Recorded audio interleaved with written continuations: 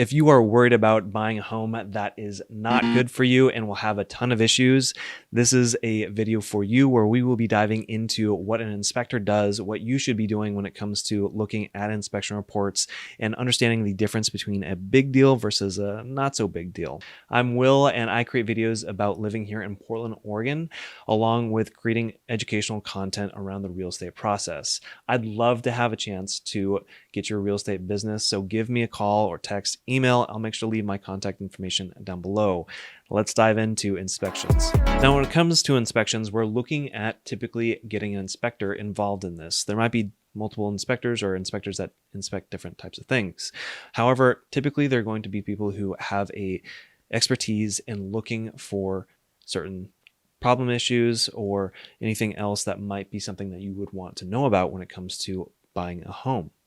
Now, with that, they typically are going to have some degree of expertise in a general sense. However, they may need to defer to an expert when it comes to a specific part of a home. So, for example, an inspector can say, okay, this is a problematic thing when it comes to the plumbing, but it's going to be a plumber who is going to be able to tell you whether or not it's going to be a large problem, along with what the potential cost of that might be. Now, to generally go over inspections that you'll usually see in the Pacific Northwest, first things first is you're going to have that general inspection. Think of this as the primary care doctor that is going around and just kind of seeing what's going on and will direct you to a specialist if need be. This is going to be anywhere between $400 to $600 depending on the size of the home. And if you're starting to look at multiplexes, that inspection cost will most likely be going up. The second test that you'll be most likely getting inspected is going to be the sewer scope. This is going to be a scope that goes down to make sure that your sewer line is properly connected to the street or the main city line. Now, this is going to run anywhere between about $140 to $160, maybe $175. It's always a good idea to make sure to get these tests done. The third test we'll be looking at is going to be radon. Radon is a naturally occurring gas that basically comes up from the earth and will start accumulating in particular areas, especially in basements. Now, this can be very problematic over a long period of time. The way that they deal with this is typically just adding some sort of ventilation to that area to make sure that those levels start to go down after a period of time. Now, a fourth one that might come up with older homes are oil tanks. Oil tanks are tanks that were put into the ground a while ago, and they were a good source of fuel for heating your house. Now, since then, we've kind of moved away from that and switched over to a lot more natural gas. However, in these older properties, maybe up to about the 70s, you'll see that they will continue to have these oil tanks, and they need to get decommissioned so that way they don't create a potential problem for you down the line. Now, getting these oil tanks located is anywhere going to be between about 125 to maybe up to about 150. So these are good things to keep in mind when you are looking at getting a house inspected. Now, a bonus inspection that you may have to do is going to get a septic inspection. This is going to be when you are not connected to the main city line when it comes to sewage. That means that you have a large tank on your property where it basically will have store all of the excrement or non-desirables on your property, and then you will have to get that pumped out. Typically, this is actually a little bit more eco-friendly and is a little bit less costly overall instead of having a higher monthly bill when it comes to your sewer bill. When it comes to the cost of this, it does vary a little bit. Sometimes you'll have the seller pay for the pumping of it out so that way it can be inspected, and this kind of just changes a little bit when you have flippers as well. So that's something just to keep in mind. Now, if you've ever found something super surprising, I'd love to see your comments down below on that on an inspection and tell me how that situation played out. Now, I mentioned that you might need to get some specialists involved. This might be an electrician or a plumber, and especially when it comes to getting those specialized trades out, you may need to pay a trip fee or a cost for them to come out. Something to note is that they can get pretty expensive and sometimes can get up between the $200 to $300 for them just to come out and take a look at the problem. Now, one thing to note with that as well is that you are usually also getting your own estimates. That is something that is not necessarily a requirement for all agents to do to get you all the estimates as well. One benefit of working with me is I do have a network of professionals that I can connect you with and get those estimates. That way we can use them in negotiation if need be. Now, when it comes to making repairs or just understanding the problems of a house, know that it's a good idea to understand the square of importance and urgency. Now, when we're looking at this square, think of it as having 4 different parts to it. On one axis, you will see the importance. So you'll have an important thing and a non-important thing. And then on the other axis, you will see that there is urgent and not urgent. Now, if something is important and urgent, that is going to be like a roof leak or something of that nature. That is something that does need to get addressed more immediately, and it will be definitely something that will come up during negotiations if you do have that opportunity or if you haven't waived your inspections. Now, when we're looking at the other sides of this, let's say that it is important but not urgent. This might be, for example, dry rot. Dry rot does take a little while for it to actually come to fruition and cause severe structural damage. Now, it's important that you get it addressed, right? However, it's not going to be something that needs to happen right now. It's not an active plumbing leak or something of that nature. Now, if we're also looking at the not urgent and not important, that's usually going to be something that's going to be a little bit on the smaller scale of maybe, hey, it's a scuffed trim or something of that nature. One thing that I really want to hit home on this when it comes to buying is that you are not financing a remodel into the seller's costs. So let's say that we come up with a couple issues with mold or there's some sort of water damage, things of that nature. Those are things that we can look at getting negotiated into the deal. However, when you are looking at trying to remodel the entire house, that is not the seller's problem. And on top of that, the seller's probably not going to pay for that remodel. And if they did, then they would be having a higher price for it most likely. So just keep that in mind when you are looking at these fixes or things that need to be done in order to get the house repaired to what you feel like it would need to be. Now, when it comes to inspecting a house, it's a good idea for you to inspect these 6 areas. The first thing is going to be structural. It's a good idea to make sure that everything looks structurally sound, and if the inspector is pointing out if there's any structural issues at all. The second thing is going to be the plumbing.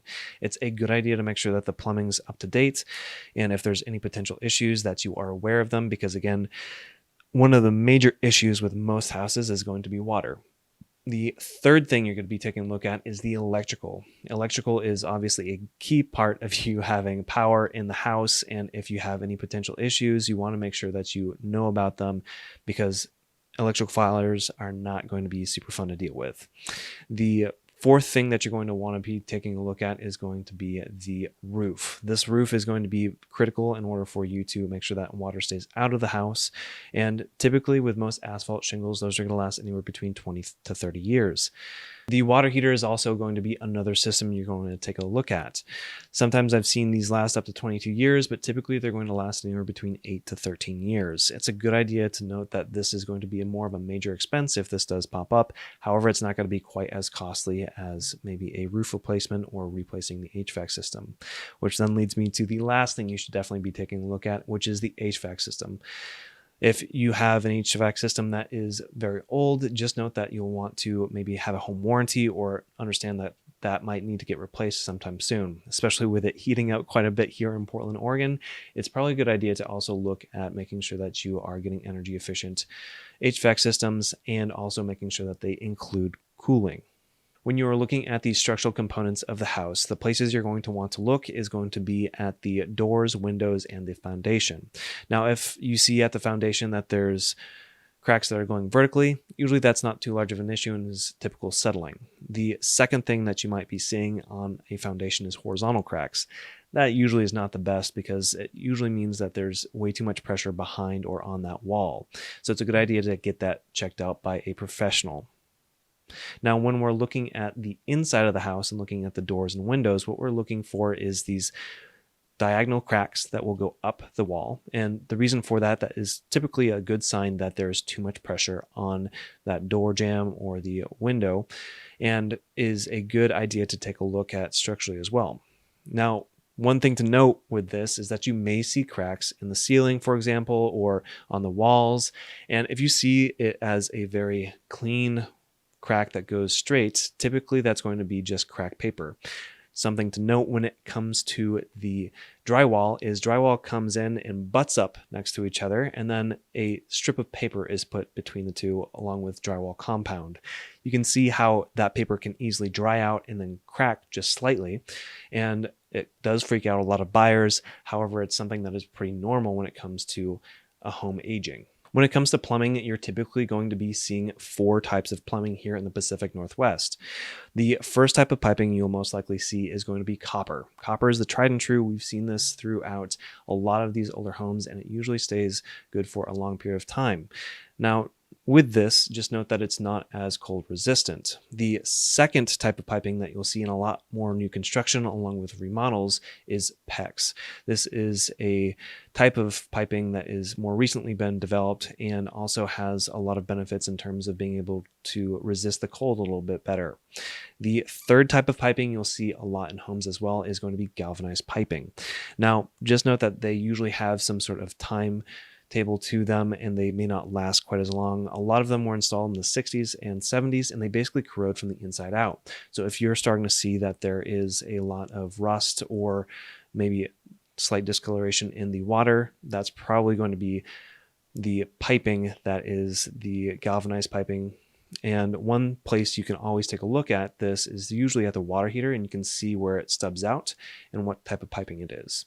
The last type of piping you will probably see is going to be PVC. Now, with this piping, it's just basically plastic. It's very similar to if you were to install any kind of sprinkler system. However, the downside of these is typically they will become brittle over time. So when you are shutting off the water, you may break it on both sides. So just be very careful when you are looking at shutting off water when you have those types of pipes. These are the types of pipes you should be looking at and also understanding if you maybe have to replace them at a certain time frame. Galvanized piping is really the biggest piping that you will have to eventually replace, but keep this in mind when you are looking at homes. When we're looking at the electrical side of this, one thing that you'll want to be looking for is any knob and tube. Knob and tube is typically not the greatest type because of the fact that it is very prone to potential fires or electrical fires. The other thing that you're going to be wanting to look at is going to be the electrical panel, especially if you're wanting to add a bunch of things, let's say a hot tub or other panels of some sort that intake a lot of energy, then you may need to upgrade that panel in order to get that. Now, when you're looking at panels, you're going to want to try to avoid the Federal Pacific, or at least understand the fact that they do typically have a little higher chance of having an electrical fire, and understanding what the potential cost of that might be down the road. When we're looking at roofs, you're typically going to be seeing 3 types of roof. The first type of roof and the most common type of roof is going to be asphalt shingles or composite shingles. And with these, they usually last anywhere between about 20 to 30 years for the most part. However, with newer technologies, we have seen that the material has gotten up to about 50 years sometimes for these brand new roofs. So they can last a fairly long period of time, but they are very expensive to replace. And it's a good idea to understand if that's near the end of its lifetime of being able to be used, then you'll probably have to replace that sooner rather than later. The second type of roofing you'll most likely see is going to be metal roofing. This lasts for a very long time, and it's typically going to last you anywhere between 50 to 100 years. So most likely past the time frame you'd be alive. Now, the benefits of this obviously is going to be that you don't have to do a ton of maintenance, and it's a great way to install for the long haul. The downside of this is typically going to be the cost. The third type of roofing you might see is going to be this clay tile roofing. You'll see this a lot more in southern states where it definitely gets a lot hotter. These are roofs that also last for a very long time as well, but usually requires a lot more maintenance in terms of having them cleaned and washed a little bit more frequently, and they can break, which can definitely make it a little bit harder to replace. So just keep that in mind when you're looking at roofing and determining whether or not it's going to be a good fit for you or not.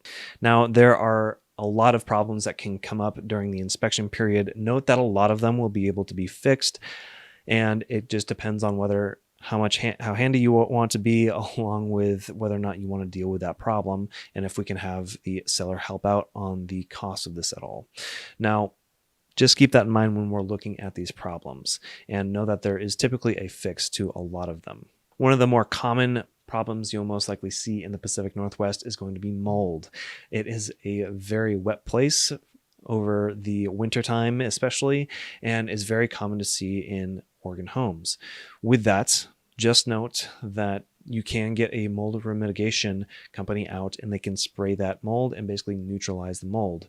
And as long as the issue where the water source is coming in is fixed, let's say that the vent going out the roof is not properly connected and is blowing hot air, which is causing the mold in general. If that problem is fixed and then the mold mitigation is done, then that is a good fix for you. Now, if it gets really bad, that's when we start having to look at potentially having to replace the wood that the mold's attached to. And that's a whole different story. But there are common ways to fix this that don't get super expensive. Now, a second very common thing that does pop up is typically water in the crawl space. What is usually needed for this is putting in a French drain around the area along with a potential sump pump to then pump that water out. Again, water is going to be a huge problem when it comes to houses and what damages the house. So as long as that water is taken care of, then that is the way to get that fixed. Now, rats are not the funnest thing to deal with. I know that some people have them as pets, but usually most people do not want to have a rat problem or a rodent problem when it comes to owning a home. With that, what they can do or what can be done in order to fix this is basically have the house sealed up and then on top of that set traps. Usually this is around $800 to $1,000, which really isn't a ton, but it is done over maybe about a 3-month period. And depending whether or not you want additional services provided or additional traps to be laid, then you can extend that service as well. It's a very fixable problem. And then when it comes to dry rot is another thing that really freaks out people, but they don't quite understand what it is. It just essentially means that the wood is no longer structurally capable and there's different degrees of dry rot. Now, all that you need to do is basically replace part of that. Now, if your entire side or entire wall has dry rot in it, that's probably not a good thing. And that's something that we would definitely want to discuss about having to fix. However, it's just a small piece of wood, especially on trim for exterior. That's very common and you just have to replace that specific one before the dry rot spreads. Another common problem you may see with older homes here in Portland is going to be oil tanks.